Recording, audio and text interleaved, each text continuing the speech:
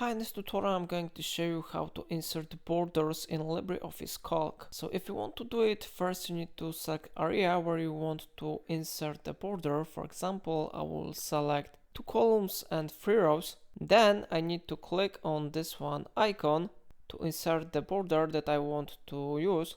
So for example, you have here different styles of borders. You can use top and bottom borders. You can use outer border and horizontal lines and different styles. I recommend you to use this one style. It is outer border and all inner lines. So I click on it, then it looks something like that. Of course, you can modify the lines if you want by clicking here. You can change border style to another one. For example, I select this one style, thin, thick, small gap. How you see it looks really great. And of course you can modify the color inside the cells, so I will select these 2 cells and I click on this one icon to change background color. So how you see it looks really great. If I helped you to use it, remember to like this tutorial and subscribe my channel, and please let me know in comment if it solves your problem.